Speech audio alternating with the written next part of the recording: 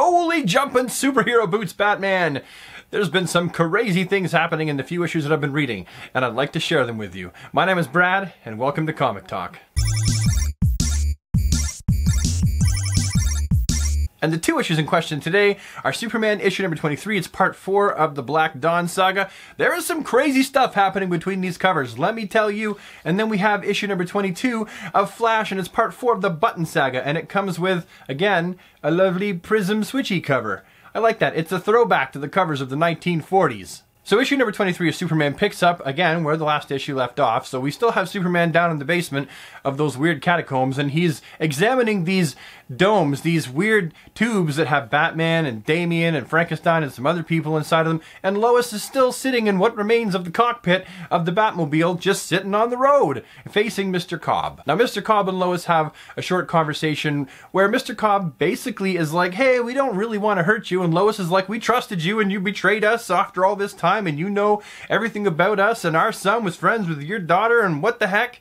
Now, it's at this point in the issue where things begin to heat up, and they don't cool down till the end. No, I take that back. They don't cool down at the end. They leave you on a hot cliffhanger. So basically, Lois still has the bat glove on, and she takes a pot shot at Mr. Cobb. Mr. Cobb then, with his telekinesis, crushes her hand, and she screams out in pain, and Superman, who's still down in the basement, contemplating the domes of Batman and Damian and Frankenstein in them, hears it, and blasts up right through the ground and smashes into Mr. Cobb. They have a conversation where Superman is clearly upset with him for lying to them for all this time, and then a big monster appears in town, and Superman has to fly off and deal with it. So he picks up Lois, flies off to town, puts her down, says, you'll be safe here, just hold on a second, goes off to deal with the big monster, but then other super beings start appearing, and they've got a very different take on how to deal with these monsters. So this other group of people and Superman, you can see right away they've got a very different way of dealing with these monsters. These other people, they just keep killing them. These super beings, they just kill monster after monster, and that's how they want to deal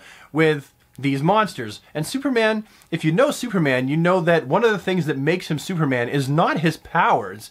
It's the fact that he has the ability to kill and destroy and maim, and he chooses not to. He holds back his powers all the time. I mean, Superman's strength, for those of you who don't know, in the New 52, he bench pressed the weight of the Earth for like a week, and that was a week. So what are Superman's upper limits? What would strain him that he could only do for a short time? We have no idea. Superman is incredibly strong, incredibly durable, and incredibly fast, and he could clearly take out these monsters without even batting an eye. But that's not his goal. His goal is to save the people and save the monsters and preserve life. Not so with these other guys. They're cutting throats and killing, and Superman doesn't like it, and they don't think that Superman is heavy-handed enough to deal with the evils that the world throws at him. Now, the whole time this is going on, John is strapped to a chair being forced to watch on umpteen computer monitors, and he's clearly not happy about this whole thing. He wants out, he wants to go to his parents, but he can't. He uses his heat vision at one point, and the heat vision just bounces off everywhere because it's all black mirrors covering the walls, and the heat vision ends up blasting through his leg. He ends up injuring himself with his heat vision, so I guess he learned really quickly not to do that anymore. But the shadowy figure that is leaning over his shoulders is forcing him to watch what is happening, and he's like, you're gonna watch the failure of Superman. You're going to watch the failure of your parents. Now, at this point, we can see that Superman has the monster, the last monster, subdued. The one that they haven't killed yet. He's got it subdued, and he's now focusing attention on the other super beings, and he's beginning to have a discourse with them when, kaboom, the monster breaks free, and a chunk of shrapnel goes flying, and wouldn't you know it, it cut off Lois Lane's leg. Just above the knee. Yeah, in current comics continuity, if what we see in this issue is to be believed, Lois Lane is missing her leg from the knee down. That's crazy. Now, the other super beings just kill the monster like they wanted to do in the first place. You know, they think Superman's inadequate for not doing what's necessary and killing it. Superman flies over to Lois, cauterizes her leg shut with his heat vision, and he does it so caringly. You know, he's a bite down on something or whatever, and you can scream as loud as you want, and then he has to fly Lois to a hospital to get her some medical attention, and he fully plans on coming back. But that's the last we see of Superman. He's flying off with Lois, who's missing a leg. We don't even know if Lois picked up her leg and she's flying to the hospital with it. We have no idea. That's crazy. Now at this point we rejoin John and the shadowy figure in the dark room with all the computer monitors, and the shadowy figure is telling John, he's like, hey, listen, basically he's like, listen, Superman is outdated, the way he does things, it doesn't work anymore, I've dealt with Superman before, and we don't see eye to eye, but hey, guess what? Times are changing and I think the world needs a new Superman, and the big villain of this series is revealed as none other than Manchester Black. That's actually pretty cool. I like the fact they've reused Manchester Black again. He looks different than he did in previous continuity, but I'm liking the fact that we now have Manchester Black resurfacing with his little team of super goons to challenge Superman on what it is to be a hero. The next issue up for discussion today is Flash, issue number 22, with the snazzy cover. So Flash 22 actually picks up back in the timeline where Barry and Bruce are still on the cosmic treadmill and they're still chasing after Reverse Flash, and he still has the button in his hand and he's still claiming that he knows, you know, the place where the power originates from, and that's where he's going. And he is zooming on past, and while that's happening, the treadmill is falling apart. That's not a good thing, because Flash needs that treadmill to run on. He's not like Zoom, who just just goes for it. He needs that. Barry needs the treadmill, and the treadmill is disintegrating, and that's especially bad news for Batman, not just Barry. Now, while this is happening, Bruce and Barry can hear this other voice that's calling out to them, trying to talk to them.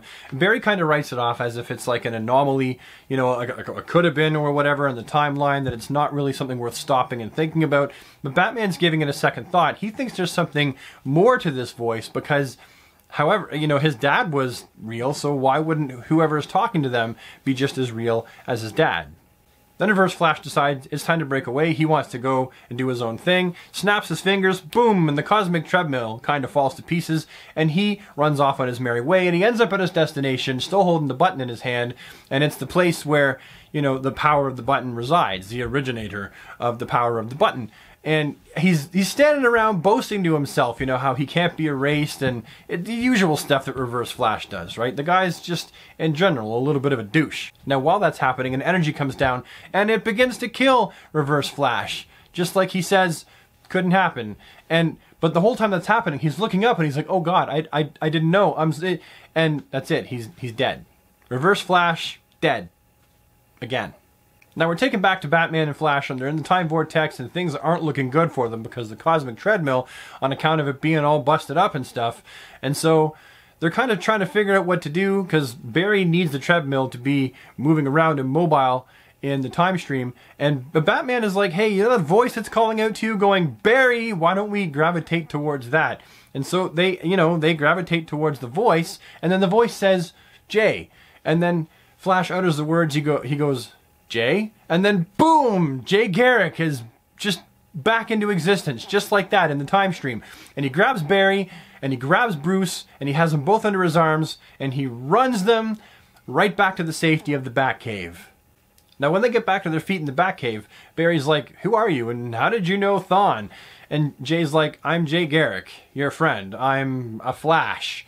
And Barry still doesn't remember who he is, and it's important that Barry remembers who he is, like he did with Wally, because when he remembered Wally, he was able to yank him back into existence, but he doesn't remember Jay, and that's the really sad part. That's what we're coming to, the fact that Jay Garrick is trying to cause Barry to remember him like he did with Wally, and Barry knows, well, yeah, I mean, there are some people that, you know, that he said that I'd forgotten, but it was too late. He's like, what was your name again? And they'd just taken too long, and you know, he grabbed on to Jay, but that was it. I can only assume what happened next is that Jay got dissolved back into the Speed Force again, where he previously was. As a Jay Garrick fan, I found that incredibly sad, but they did hint that Barry might not be the lightning rod, the connecting point to bring Jay back. It might not be Barry that does it. It might be Wally. It might be someone else. At this point, we don't know. Now, after a short scene with Barry and Bruce having a conversation at Thomas and Martha Wayne's graveside, we're taken back to Wayne Manor,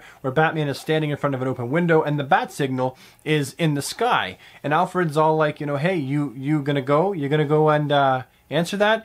But Bruce is thinking about Thomas Wayne's, his father's words, his last words in his head about giving up the mantle of the bat, about not being Batman. Don't be Batman for your mother, don't be Batman for me, just give it up and let the bat die.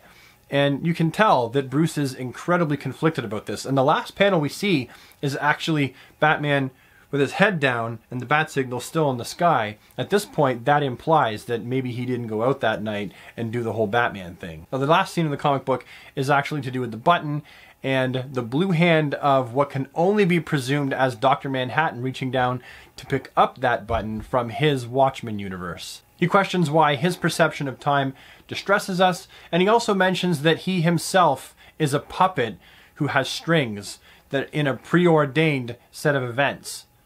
That's pretty deep. Then the button kind of flies out into space. We got a close-up on the blood on the button, and that turns into Superman's S-Shield insignia, and then we're treated to a 2-page spread that very clearly indicates that Superman and Dr. Manhattan are going to have some kind of brush-up in November, and that's where it leaves us. Man, I am so excited to see Superman meet Dr. Manhattan. I know technically Dr. Manhattan could beat Superman probably in a bazillion ways, but obviously that's not going to happen for some reason. Superman being the center of the DC universe will somehow be untouchable to Dr. Manhattan or whatever. I don't know exactly how they're going to do it, but I'm sure that the writing is going to be just stellar if it matches the things that we've been seeing so far. So for both of these issues, I would give them a very high marking, like a 9 out of 10. The artwork was really good. They both furthered their respective storylines in a masterful way.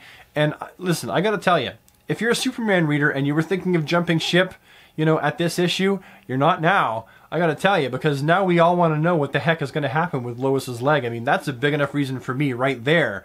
I care more about Lois's leg, technically, than what's going on with Manchester Black. That's just devastating that Lois is missing her leg to me. And I found it really disappointing and uncomfortable that Barry was not the one to bring back Jay Garrick. But again, that makes me want to read more, because it's like, who is going to bring back Jay Garrick? When is that going to happen? And I got a feeling that that might happen during a larger crossover event and not just in a Batman Flash crossover event. But they have given us the hope that Jay Garrick with the bull hat is going to be back in current continuity. And I can't wait to see what they're going to do with it. Anyhow, that's all the time I have today for Comic Talk, so thank you so much for tuning in. That means a lot to me that you have. If you have any thoughts on today's video or on the comic books themselves, let me know down in the comments below, because I like to hear from you. If you liked this video, please leave a like on it so that I know that you liked it. If you think that you might enjoy this kind of content more so, just take the time to subscribe. And it's free. And I'll see you next time with the next video. Toodaloo!